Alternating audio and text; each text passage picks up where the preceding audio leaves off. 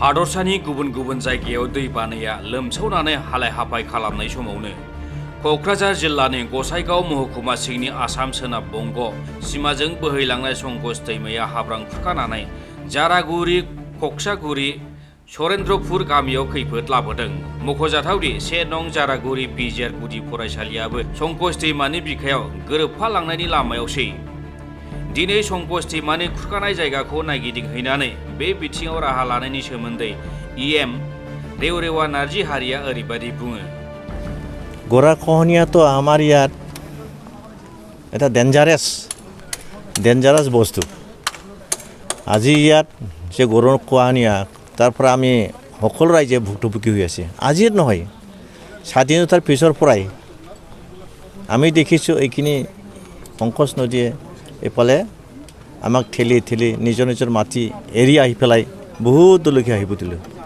এতিয়া মাজত এটা দ্বীপ নিচিনা হৈ গ'ল না, এইটো দ্বীপের নিচিনা হ'ল। এইটো আগতে পানীটো বহুত দূৰে আছিল, এতিয়া সংকোচ দুটা লাইন হ'ল, এইফালে এটা সেইফালে এটা।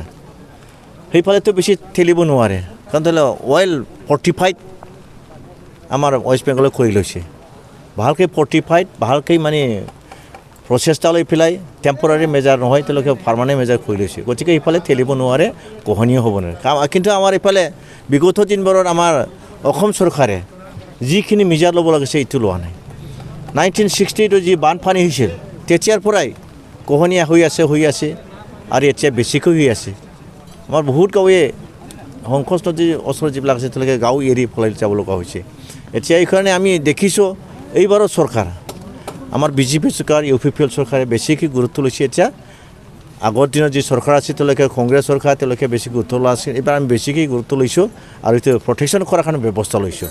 নহ'লে আমাৰ ইয়াত মানুহ ক'ত যাব? মাটিতো ৰবাৰৰ নিচিনা ঠানি এইটো কিবা অচাৰ কৰিব নোৱাৰে না, ক'ত যাব? থাকিবতো জেগা নাই, ইয়াতে থাকিব লাগিব। গতিকে এইখিনি আমি টেম্পৰাৰী নহয়, পাৰ্মানেণ্ট মেজাৰ, পাৰ্মানেণ্ট মানে কিবা কাম কৰি পেলাই এইটো প্ৰটেকশ্যন কৰাৰ ব্যৱস্থা কৰিছোঁ। আমি CM ছাৰৰ লগত কথা পাতিছোঁ আৰু আমাৰ দিল্লীতো আমি প্ৰচেষ্টা কৰিছোঁ। নিশ্চয় এই বছৰটো নহ'ব, অহা বছৰ বা নেক্সট বছৰ আমি এইটো প্ৰচেষ্টাটো আমি কমপ্লিট কৰিম ভাবিছোঁ আৰু। News Desk Inside Any Boro।